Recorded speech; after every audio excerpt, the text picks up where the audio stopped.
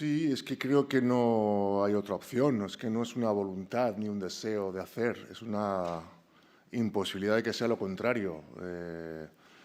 Dentro de la circunstancia de cada uno. La mía es una circunstancia de una persona afortunada y bendecida por la vida, incomparable a otras atrocidades que hay fuera, ¿no? A nivel de circunstancias. Pero desde uno, desde lo que es uno, desde lo que puede uno, que no es mucho, pues sí, va haciendo, va aprendiendo también, va sobre todo mirando a los que saben y a los que realmente producen cambios y va eligiendo a quién apoyar, ¿no? Y a quién animar, a quién son esas personas que producen progreso en los derechos humanos, en los derechos civiles, sociales, y también quiénes son aquellos que los retardan o que los anulan. Entonces, ahí vamos todos aprendiendo y sabiendo que hay que definitivamente elegir un bando. Desgraciadamente hay bandos. Ojalá el mundo fuese un lugar sin tanta competencia y sin tanta rivalidad, pero hay cosas que son inadmisibles y que no se pueden no denunciar. Entonces, en ese sentido, sí hay que tener la motivación de apuntar a aquellas cosas que uno considera injustas, que no serán las que los otros consideren, pero sí las que uno considera que tiene que ver con la educación, y en este caso con mi madre. Todo empezó con ella y siguió con mis hermanos y siguió con mis amigos y siguió con mi profesión, que es una profesión también muy concienciada de lo que es ser humano y de las necesidades humanas de todos nosotros.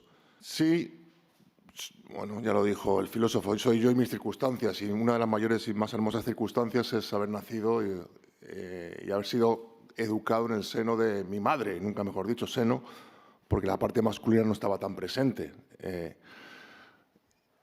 Y he reconocido en ella muchísimas cosas que hoy, 3 años más tarde de su fallecimiento, voy descubriendo lo importante que eran en aquel entonces y la vigencia y la necesidad de su existencia, de su prolongación en mi historia personal y en la de mis hijos, ¿no? Que tiene que ver con la dignidad, la ética, y la humildad, la sencillez, ¿no? Y la empatía. Dentro de esto yo no soy ningún santo, evidentemente soy un perfecto gilipollas, tengo días que soy insoportable, pero no quiero perder de vista el hecho de que pertenezco a una sociedad, ¿no? y que individualmente poca cosa podemos hacer y como sociedad, como grupo, algunos cambios se pueden producir. Y eso lo he visto muy vivo en mi casa, con mi madre. En un momento en el que, por ejemplo, mi hermano siempre cuenta esta anécdota que es muy divertida, pero habla mucho de mi madre. No teníamos casi nada. O sea, era una mujer separada en una época en la que no se permitía el divorcio, 3 hijos, actriz, poco menos que llamada prostituta, y perseguida también por una derecha terrible y presente en las calles. Trabajaba sin parar para darnos chuletas de cerdo y tomate y pasta con tomate los días que había suerte.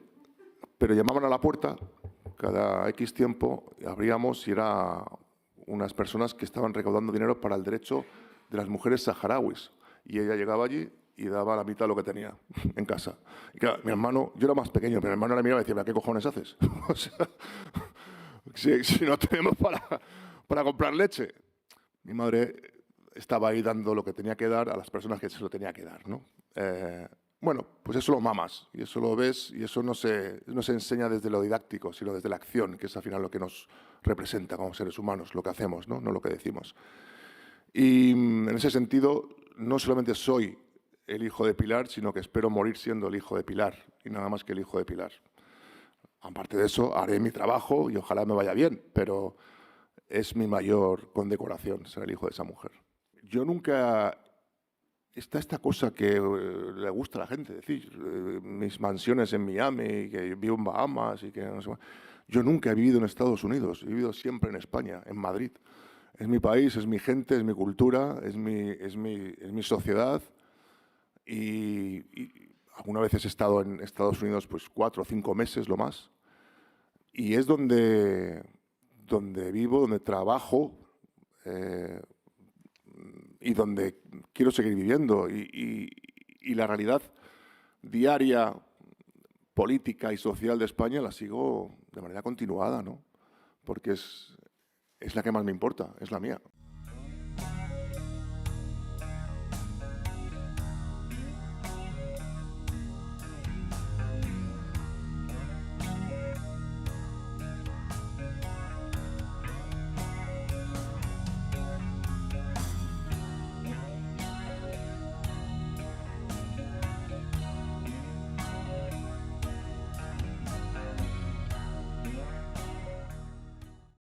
Que si alguna vez lo he pensado, sí, claro, soy humano. Pero, como decía antes, no hay posibilidad de cambio. Quiero decir, no hay una situación en la que uno pueda crear una autocensura, porque en cierto modo ganan ellos, ¿no? Ganan aquellos que consideran que el ataque frontal a aquel que denuncia lo que considera un abuso de los derechos humanos o sociales está legitimado. Porque cuanto más retrocedemos en eso, más terreno le damos a las personas que abusan de aquellos que hacen su trabajo, ¿no? Y al decir trabajo quiero decir a aquellos que, como en mi caso, bueno, ejercen su derecho legítimo a la crítica como ciudadano. Evidentemente, hablar de esto me remite directamente a Gaza. Lo que está sucediendo en Gaza es totalmente inadmisible, es terrible, es deshumanizante. Creo que el gobierno de Israel es un gobierno el gobierno más radical que ha tenido la historia de Israel, que está cometiendo crímenes contra la humanidad, que está cometiendo crímenes en el derecho internacional, investigados por la Corte Penal Internacional, que evidentemente los ataques atroces y terribles y condenables, despiadados de Hamás el 7 de octubre, no justifican el castigo global, el castigo a nivel masivo que está sufriendo la población palestina. Creo que la impunidad con la que goza el gobierno actual israelí en sus acciones en Gaza y Cisjordania tiene que cambiar. Creo que países como Estados Unidos, Alemania e Inglaterra especialmente tienen que plantearse su lógica de comportamiento y de apoyo incondicional cuando estamos viendo crímenes en derechos humanos, crímenes de la legalidad internacional, como por ejemplo prohibir la entrada de alimentos, de agua, de medicamentos, de electricidad, utilizar, como dice UNICEF, la guerra contra los niños, ¿no? Y el trauma que eso está generando por generaciones. No podemos ser impasibles frente a eso. Evidentemente, lo que yo diga o no diga no va a cambiar absolutamente nada. Pero creo que la sociedad está empezando a entender que el derecho legítimo a la crítica a cualquier gobierno o Estado nada tiene que ver con, en este caso, la falsa acusación de antisemitismo, o en el caso de que uno critique Hamás, que debe criticar y condenar las acciones terribles de islamofobia. Somos todos una sociedad, somos todos un mundo y somos todos víctimas de lo que está sucediendo a un nivel secundario, terciario, pero víctimas. Y tenemos el derecho y la obligación moral y ética de denunciar aquello que consideramos injusto. Creo que es importante reconocer también que el actual gobierno israelí, que es un gobierno de los más radicales de la historia de Israel, ultranacionalista, de extrema derecha, no es representativo en absoluto de la comunidad judía, ni siquiera de la sociedad israelí, de toda la sociedad israelí. Por ejemplo, los ultraortodoxos piensan que reedificar el Estado de Israel en Tierra Santa va en contra de la voluntad divina. Hay muchas voces en estos últimos 10 meses que se han puesto muy en contra de de las acciones tanto en Gaza como en Cisjordania, voces dentro de la comunidad judía.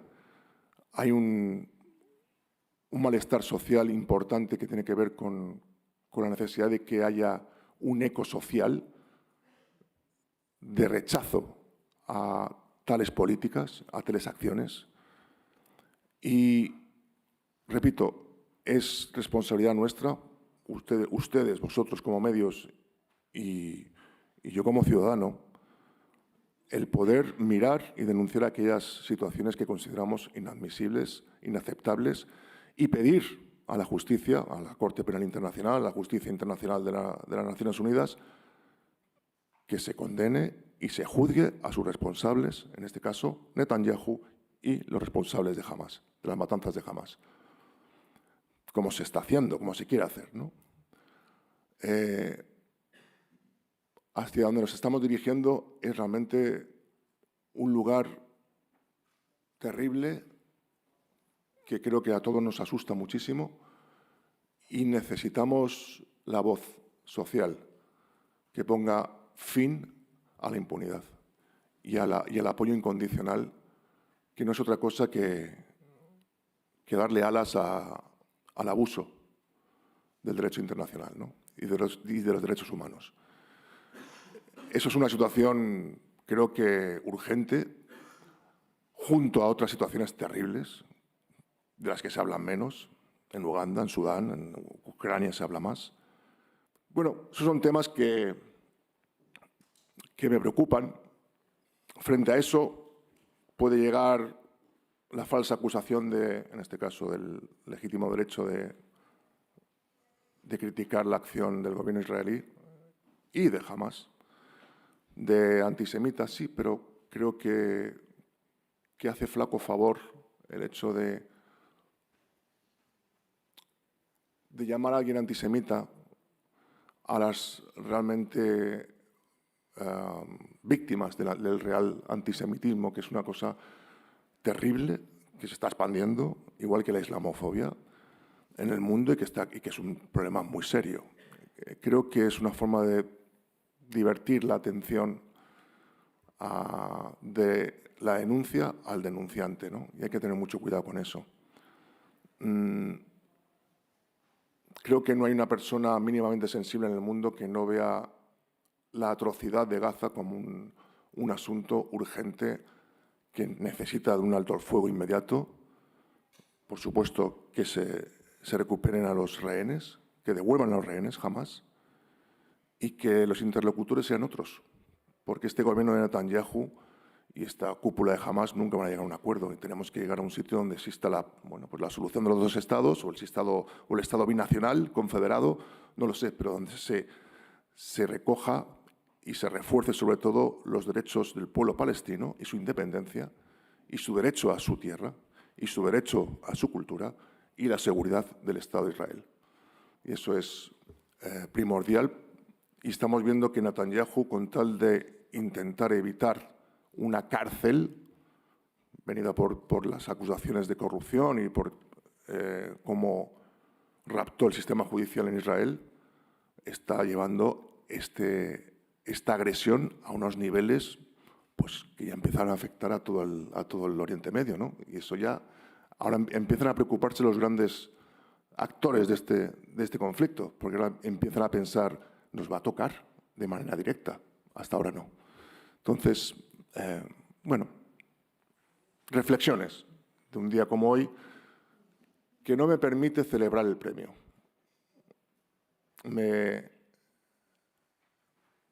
Lo recibo con muchísimo agradecimiento y mucha alegría, pero no tengo un espíritu de celebración. Me es imposible, tal como está el mundo, celebrar nada. ¡Viva Palestina, Palestina libre! ¡Viva Palestina, Palestina libre! ¡Libre, libre, libre Palestina! ¡Libre, libre, libre Palestina! ¡Libre Palestina, oh Palestina libre! ¡Libre Palestina, oh Palestina libre! Nobles como el trigo